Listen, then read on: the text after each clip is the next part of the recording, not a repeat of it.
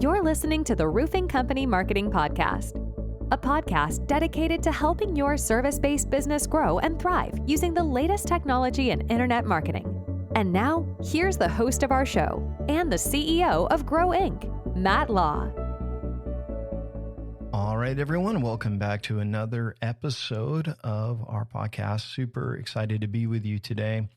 In this episode, we're going to talk about email marketing. And in 2025, we're going to continue our educational course. I hope that you had a happy new year. Just want to remind you that this is a training series and there's some bonus episodes in here and some words for thought in there, but I would go through these in order.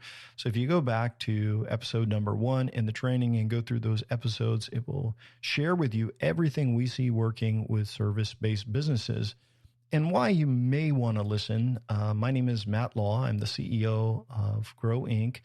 We are a marketing agency that works exclusively with service businesses. And so we basically have some pretty cool tools that measure all of our marketing that we do for clients. We've had clients grow by as much as 400% over just a few years. And we have some really cool tools and systems in place to help companies grow. What's cool about us is we measure everything, and so we know what works and we know what doesn't. And so we've got a book and some tools and free resources on our website at Grow, that's GRO.Inc, INC, and you can check those out. And with those, you can get the blueprint for what works. So with that said, we're going to jump into today's training, and you're probably thinking, email marketing? I thought that was dead, right? Well, actually, it's not dead. It's a little dated, but it's definitely not dead. And so you'd be wrong to think that it's dead. So we're going to talk about email marketing, how to use it, and when to use it. So in 2024, as I shared in our previous podcast, we saw many companies who were seeing a decline. And so we would have these calls and they would say, hey, we're down by 10% year over year. Even when we would onboard clients later in the year and say, hey, where are your revenues at? Well, actually their revenues were a little bit less than what they expected. And on average, the prospects and even some of our new customers, they were down anywhere from 10, 15%. And that had a lot to do with the economy. Election, who knows really why, but these are for prospects that were new to working with us and they basically didn't have any changes in their marketing over the last year. So let's say they're down, but what would happen and what would you do if you hired an SEO company and they screwed up your marketing big time? And so this year we had a company that was doing about $1.2 million in revenue, if I remember the data right. They hired an SEO company and it really screwed everything up. So in local SEO, a big part of rankings is name, address, and phone number and not messing up your locations and not messing up your citations. Well, they hired an SEO company and it killed their local rankings. They built them a new website. There was so many bad things and so many wrong things. I can't even go into all this. But when we started tracking, I realized that the company had experienced 16 straight months of declining revenues. Not only that, and so they had left the 1.25 million range and they were down by almost 500,000. And I've never really seen this before. So when we audited their business, I knew their marketing was bad and their exposure was bad, but I was surprised how high their revenues were, but the revenues were from before. Anyway, here's what you need to realize. They were in trouble and stressed about it because now they're investing with us in marketing and they needed things to be fixed. So we did start fixing their SEO, their local right away, but that's not an overnight fix.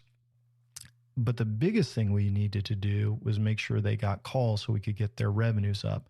So yes, we did fix their local and their rankings are returning now. And so they're doing really well as of now, up by about 45% month over a year ago, which is big. But what is interesting is that in the old days, well, I'm talking way back when, before text message marketing, the number one value of internet marketers was in their email list, because if you did not have any traffic on your website, but you had an email list, you could send out an email. People would open your email. Remember your old Yahoo email you had, or your AOL email? This is even before the promotions inbox on Gmail. Like, you could send out an email and people would open it. And so the number one value of internet marketers, I'm talking about 2000, probably 5, 6, 7, when they would talk about this a lot, it was in your list.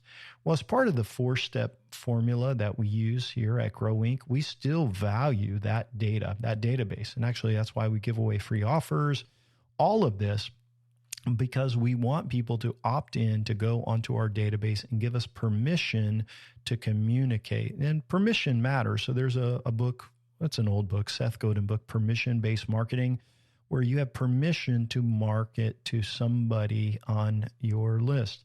And so email is part of this. It's a great way to re-engage past customers and prospects. And we're going to talk about that in today's episode. And let's talk about a business like yours. You are maybe seeing some declining revenues. You're like, hey, what do I do? How can I get that 10%, 15% back? Well, one place that you could start with is with your past customers. So if you have a CRM, this is going to be easy. So in most cases, you can export all of your customers and then you're ready to go.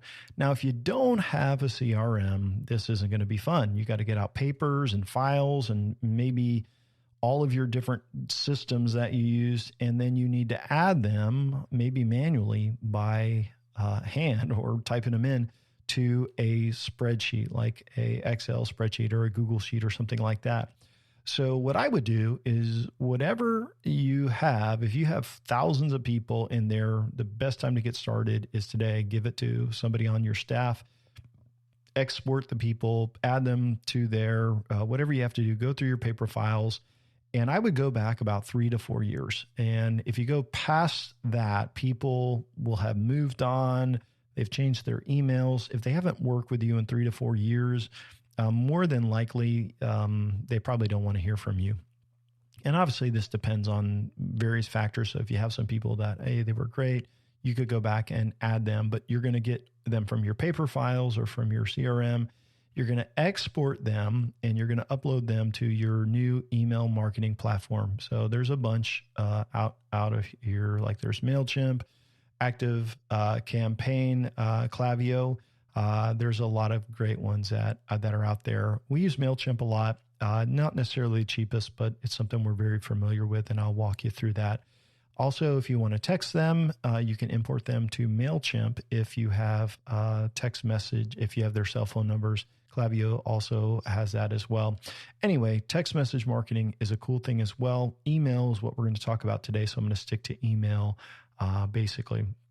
So once you have them imported into your system, you have to go in and customize your settings, like the sender, the domain, and all of those different things. It'll walk you through that. And then you want to create a template, and now you would be ready to send out a campaign. So imagine, all right, sales are down. You got all these customers. You haven't talked to them. You never asked them for a referral. You never asked them for business. Matter of fact, you didn't do anything for them when they closed. So once you have them imported and you got all your settings done, now you can send out a message to them. So basically, I want to bring this up to everybody, is that whenever you add new leads to your existing CRM, all right, say you use a various CRM, there's a ton of them out there. You can actually automate it so that when you add them to your CRM, that it will actually add them over to your email campaign through like Zapier or through some automation. So this way, when you add every single new lead there into your CRM, they're automatically going to be on your email campaign. So now that you have all of your people, all your past customers, and all of your new prospects and customers going into this list, you can now communicate with them. And most of the time we do this quarterly. So each quarter we put on our task to send out a email message for our clients, and we will look at their objectives, we'll look at their different services, and we'll just come up with a nice email. and we'll get it ready, share it with them, make any changes, and then that email is good to go. But what about our client that I was talking about who was struggling? Like, this company had messed up their SEO, so their revenues were plummeting, and they've got 1,800 people in their database. How do we engage them? So we activated 1,800 people on their list, sent them out on a monthly email instead of a quarterly because of declining revenues, to talk to them about different services, cross-selling, upselling, and to remind the customers that, hey, we're here to help you. We're here to serve you. They offered a free inspection, diagnostic, a few different things like that. Here's what I want to tell you. Out of 1,800 people on their list, they had a 40% open rate, which is fantastic. That's over 750 people that opened the email, and it was a part of them recovering their revenues. Now, there's a lot of things that go into this, but if you're seeing declining revenues and you're not communicating to past customers, the number one thing you can do for yourself right now that's easy is get all of them into an email campaign and start communicating with them. And so it should be someone's job on your team to send out these emails each quarter. We do this for our clients already. If you're a service business, like, they're not looking for anything sexy. They are looking for you to just say hello. And so for us in November of last year, we sent out a Thanksgiving recipe. Christmas, we wish them a very happy holiday season, and then they're going to continue to communicate. So we do this for all clients, but someone on your team should send out these emails. If you were working with us, we would build it as part of your plan, but you should be emailing all of your customers and prospects quarterly. Now, let's talk about new prospects. What if somebody flows into your website and they request a quote? Well, if you follow our 4-step marketing formula, this plan, you already know about unique selling points and why they matter. So unique selling points are what make you different, better, faster, and it becomes your overall marketing plan. Now, if you have developed these, then I would suggest that you create a series of unique selling point emails or USP emails. And it's usually 3 to 5 emails that explain why you're better and how you're different. So let me kind of walk you through how this would work.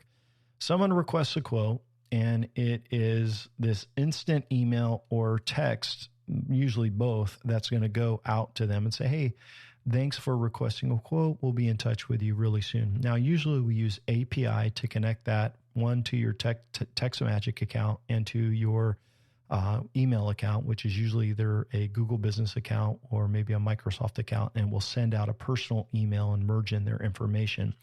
100% deliverability, never goes to the promotion, and they get that text. So now that they've got that welcome email, you may be calling them, scheduling them. But then the next, say, maybe 7 to 10 days, depending on your service, depending on your industry, all of that, you can share your unique selling points with them.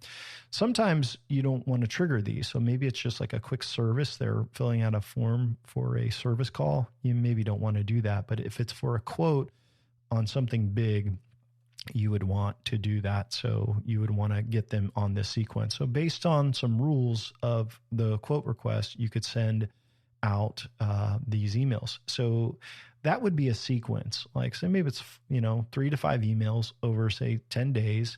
When someone calls in and they request a quote, your CRM could also add them to that campaign, so that whether someone fills out a form or someone calls in, they're being added to that sequence. They'll get that text, they'll get that email, and then there's a series of emails that go out. Now, why send out these emails to prospects? Well, this is all about conversions. So unique selling point marketing is all about conversion. So when someone opts in to your list and you're sharing, hey, here's why we're better, here's how we're different, there's video, and there's all these things engaging, it builds confidence, because most of your competitors are too lazy or don't know how to do all this stuff. So if you do it, it's very, very powerful, very, very helpful. So you want to start off with all of your existing customers, and you want to build number one, you want to build that master database that's got all of your customers and prospects in there. Everybody, you're going to communicate with them quarterly. As new prospects come in, they're going to get those quarterly emails too, but they're also going to get that welcome sequence, which shares your unique selling points. Now, what about customers after you close the deal instantly? So you can also create a automation sequence or series for new customers. So let's give you an example. When a project is closed out, all right, and you're in your CRM or however you're doing this and you're closing them out, you can add them to a little sequence, and it may be 2 to 3 emails. And I'll give you an example that for us, how we do these in most of the custom CRMs, it's a initial thank you email and text, and it says, hey, I'll give you an example. It says, hey, thank you so much for your business. If we haven't already given you our free whatever, we'll be shipping it out in the mail as our small way of saying thanks. Also, if you don't mind, if you could click this link down below and leave us your feedback and a review, something like that. I didn't do a good job of saying it, but we have a good template for that. So that goes out to them via text and email instantly. And then they could go to a referral program sequence, which could be like a week later, say, hey, reminder about company name referral program and $25 Amazon gift card per referral. And basically that email says, hey, anytime you refer us somebody and they tell us they heard about, our company from you, we'll send you a $25 gift card. Now, they're already a customer of yours. You already have their information. You have their address. It's all there. So it would be very easy to do. The only way you can do this, though, is if on your website, when you say, how did you hear about us? And they say referred by a friend, you get the friend's name so you can add them. The other thing is when you're getting leads by phone, whoever answers your phone, you just say, hey, how did you hear about us? I was referred. Who referred you? So giving referrals has to be a big deal. And so here's what you do. Whenever that deal closes, that next one closes, you say, hey, that was a referral. Then you send out the gift card. It's super easy to do. So that email tells them about the referral program, and whether they know about it or not, you still should you still should give gifts to those referrals. It's something that you have to kind of plan through, and all your team has to be a part of. Another email that may be in this customer would be a cross-sell or an upsell email. So if you have other services, so maybe, I would do something generic. So if you have 3 or 4 key services, you could talk about those, you could share about those, different technologies, anything like that. So sometimes you can get more revenue, especially after they've done one job with you. So remember, these customers and all your prospects are already going to be on that quarterly email that everyone gets, but they're going to get a couple emails right after the deal closes. One more group of people that are going to get emails that we haven't talked about is if you follow our formula, step number 2, we call platforms and offers. Grow your database using platforms and offers. So we do free offers for most of our clients, unless they really don't want to. But we usually do some sort of ebook or guide or design tool or something. And when people request these tools, then they also get added to the USP sequence for a prospect. And so they're going to get these automation sequences. And so it's sharing the client's USP and why they're better. So if they're looking for a company and they're kind of undecided, it's going to help them get to know our clients better and increase the conversion rates. So here's what I want to tell you. Like, if you get all this set up, yeah, it's a lot to set up. But here's what's cool is you got 4 emails to send a year. And then you've got a referral campaign. You've got your free offers. Everyone who requests your free offer, they're getting emails. Everyone who requests a quote by phone or by email, when you add them to the CRM or they're filling out on the website, they're getting added and they're getting the welcome messages. All your prospects are learning that, all of your customers. It's very, very powerful once you get it set up, but it does take some work to get set up. But once that's done, you're talking about sending 4 emails a year, and you're going to stay in touch with every single prospect, every single customer. It's pretty powerful. And why this matters, and I want to kind of close out today's training by helping you understand there's an A to Z buying spectrum. All right. A is where people are very far away from buying. So sometimes people are going to go to your website and they get an ebook because they're curious about something. and they opt in and they are at A. They're not ready to buy yet. Now, a Y scale buyer is almost a Z. Z is where people become customers and stay customers. So there's a spectrum. And whenever I meet with, service businesses, I'm like, hey, we all are on the A to Z spectrum, right? We're all somewhere on there. And we go to the store and we see, a pack of gum and we're like, hey, I'm going to buy that. We go from A to Z very, very fast.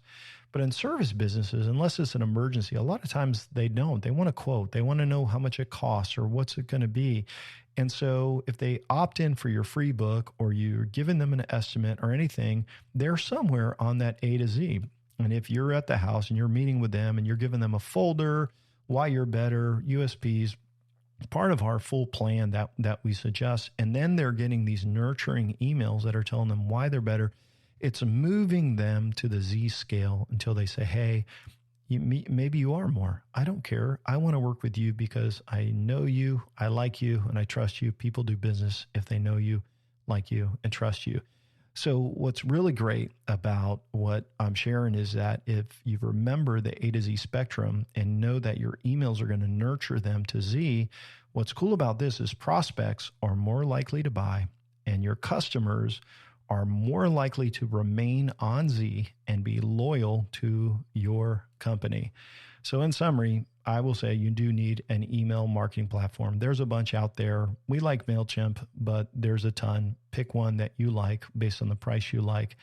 You need to get your prospects and your customers into them. You can export your customers out of your CRM, put them on a spreadsheet and upload them if you got to get them from paper. Automate, if you have a CRM, how your prospects go into there. Send out quarterly emails to everyone on the list, and then you can make some sequences to add people to it that are new. Remember the A to Z spectrum. So here's a couple common questions I get about email marketing, and this is what maybe some of the pushback you may say. Number one, do people really want to hear from me, right? Like you look at your company, like you probably don't want to get an email from you either, right? No, they don't want to hear from you. And the good news is they can opt out with one click. I mean, it's super easy. Unsubscribe. We all know how to unsubscribe. Now, if they respond something snarky and like, why are you emailing me? Then just go to the bottom of the email, click unsubscribe and delete the email. Don't even respond. Just unsubscribe them and let it go. But if they don't unsubscribe, then they are a customer. You got permission to market to them. And there's so many pros and they far outweigh the cons for communicating to customers, referrals. I mean, just everything. You're going to stay in front of them. So you can send valuable information to them. And so even a Merry Christmas, Happy Holidays is great. Thanksgiving recipe. You can send a coupon, discount, cross-sell, upsell, remind them of your referral campaign. There's so much that you can do. So I would just say, do people want to hear from you? Not really, but they're not going to be mad. If they are, you just unsubscribe them. Most people aren't fanatics about that kind of stuff. And if you're sending through an email campaign, it's going to go to their promotions inbox anyway. And then they're going to be okay. They may not open it right away, but a 40% open rate is pretty fantastic, actually. Settings. What settings do I need to be aware of? This is another common question. So if you don't set up your email account the right way, you're going to struggle. You're going to actually have a lot of your emails go to spam. So usually when you set up a email marketing account, it's going to have you go through certain settings. You're going to have to go to your DNS records, which is normally where your domain was purchased. So if it's at GoDaddy, it's wherever your DNS is hosted. And normally it's going to be where your domain is at. And you're going to have to configure a couple things like a DKIM record. You may have to add a CNAME record for verification, a couple other things. But follow the settings in there and make sure you get your domain set up the right way, and it will increase your open rate. You also want to send from an email where people respond to, or however you set that up. It needs to come from your company domain. Don't use a Gmail. It's unprofessional anyway. Another question, last one for the episode. Can I email people that aren't my customers are prospects, and I would just tell you, like, you don't want to do this. It's spam, and it will hurt your email deliverability overall. So if you email people that don't know you, and prospects, they're not your prospects or not your customers, you are going to get marked as spam. I do this all the time when people send me email and they're soliciting to me. I know that if I mark them as spam, then they are going to get blacklisted. And there's all these different entities that track spam emailers, domains that are spammers, and they get blacklisted. And once you get blacklisted, it's hard to get off of that blacklist, and then your emails will stop getting delivered, which isn't good because you may be sending out an estimate or a quote request. And if that gets blocked, it's a huge, huge deal. So only email people that are your customers and your prospects.